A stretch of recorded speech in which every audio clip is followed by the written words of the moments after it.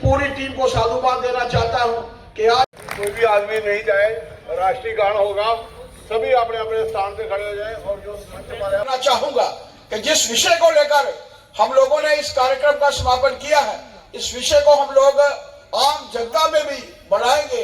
इसी सोच के साथ अरुण कुमार शर्मा भारत माता की सेवा और सम्मान के लिए ये संकल्प लेता हूँ, अधिकतम भारतीय उत्पादों का उपयोग करूंगा और आयातित वस्तुओं को अपनाऊंगा।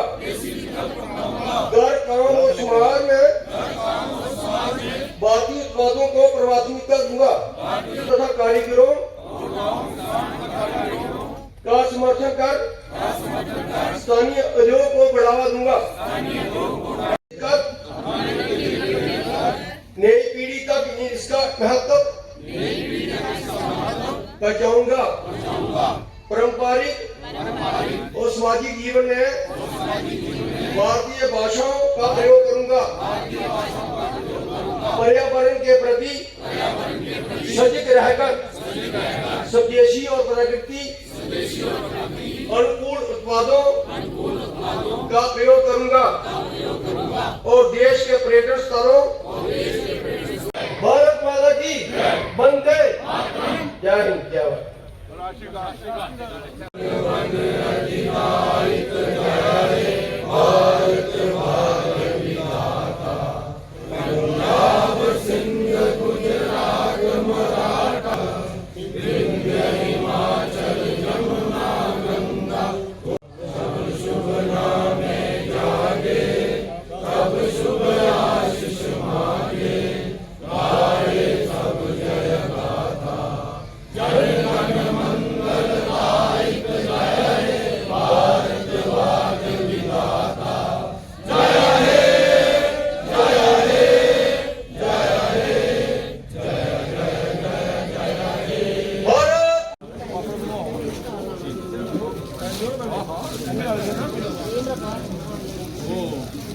और आते हैं वापस हां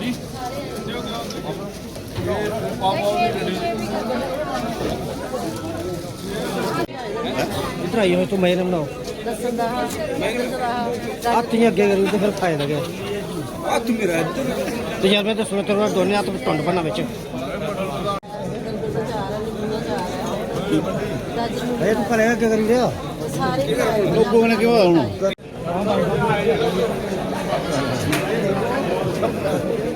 ऐसा है कि देश भर में भारतीय जनता पार्टी के कार्यक्रम 25 तारीख को, जिसका आत्मनिर्भर भारत को लेकर देश के पूर्व यशस्वी प्रधानमंत्री स्वर्गीय अटल बिहारी वाजपेयी जी का जन्मदिन भी जो है वो 25 दिसंबर को पड़ता है। हर कार्यक्रम विधानसभा को लेकर, मातृशक्ति को लेकर, नौजवान पीढ़ी को लेकर अलग अलग कॉन्स्टिट्यूंसीज में कार्यक्रम रखे गए थे। आज विजयपुर में मैं चंद्र प्रकाश गंगा जी और उनके मंडल अध्यक्ष, पूरी टीम को, उनके जिलाध्यक्ष, इन सबको साधुवाद देना चाहता हूं कि आज हज़ारों की संख्या में हर बूथ से कम 10 लोग, और मैं देख रहा था कि लगभग 1200 और 1500 के बीच में कार्यकर्ता जो थे यहाँ पर इकट्ठे हुए थे। इन कार्यकर्ताओं के माध्यम से पूरे कॉन्स्टिट्यूंसी में एक आह्वान कि हम सबको आत्मनिर्भर भारत को बनाने की तरफ अग्रसर होना है, और वो तभी हो सकता है कि जब हम लोग स्वदेशी को जो है वो अपनाएंगे और विदेशी को भगाएंगे। इसी की तरफ एक बढ़ता हुआ कदम। हर कॉन्स्टिट्यूंसी में मेले भी लगेंगे, और मैंने आज जिलाध्यक्षा और हमारे प्रभारी से प्रभारी से बात की है। हम लोग चाहते हैं कि यहाँ पर मेला भी लगाया जाए, जिसमें हमारी स्वदेशी जो वस्तुएं हैं, यहाँ की हमारी जो मैन्युफैक्चरिंग है यहाँ पर हमारे होती हैं, उन वस्तुओं को भी जो है वो प्रोत्साहित किया जाए। और हम सब जानते हैं कि 2047 में भारत अपनी आज़ादी के 100 वर्ष पूर्ण करेगा, और ऐसे समय में एक विकसित देशों की श्रेणी में चौथी बड़ी अर्थव्यवस्था से हम लोग तीसरी बड़ी अर्थव्यवस्था बनने की तरफ अग्रसर हैं।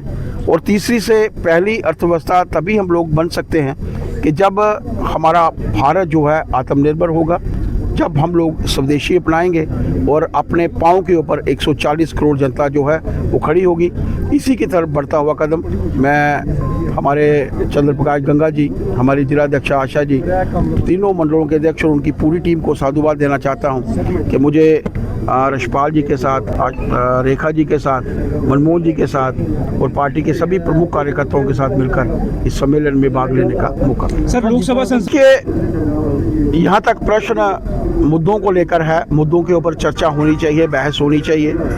लोगों को, हम लोग अगर किसी मुद्दे के फेवर में हैं, हम लोग फेवर में बोलें, जो विरुद्ध हैं वो विरुद्ध अवश्य बोलें।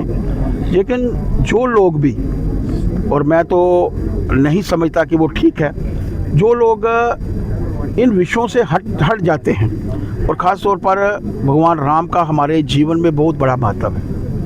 हम लोग हिंदू संस्कृति से बड़े हुए लोग हैं। अंग्रेज़ों ने हमारी संस्कृति को तबाह किया। ऐसे लोग जिन्होंने हमारे ऊपर आक्रमण किया, राज किया, उन्होंने भी हमारी संस्कृति को तबाह किया। और आज भी इस देश के भीतर भी कुछ ऐसे दुश्मन हैं जो हमारी संस्कृति को तबाह करने के लिए लगे। तभी देश के प्रधानमंत्री जी का एक आह्वान है कि भारत को अपने पाँव के ऊपर खड़ा होना है, और तभी हम लोग इन असुरी शक्तियों का, असुर तो तब भी होते थे जब भगवान शिव होते थे, आज भी वो असुर हैं, उनको भी ख़त्म करने का एक सही समय है, उचित समय है कि जब पूरा देश जो है एक लय में, एक दिशा में खड़े होकर इस देश के हित में जो है। सर, कांग्रेस इसको मिटाया जा रहा है, कहीं नाम जो था वो नहीं मिटाया गया है और कहीं कोई दूसरा नाम नहीं लाया गया। मैंने वो पूरी एब्रीवेशन आप लोगों को पूरा डिटेल्ड, वो जो VB राम जी का पूरी फॉर्म जो आप लोगों के सामने पड़ी।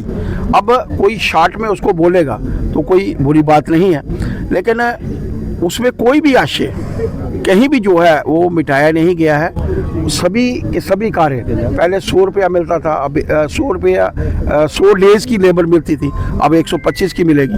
रेट्स जो हैं वो अच्छे मिलने वाले हैं, किसी लेबर का कहीं किसी तरीके से कोई नुकसान नहीं है। लेकिन उन्होंने इस विषय को ही नहीं लिया। चर्चा इस विषय पे होनी चाहिए थी कि क्यों 125 दिन है, 150 क्यों नहीं है, चर्चा इस पे होनी चाहिए थी।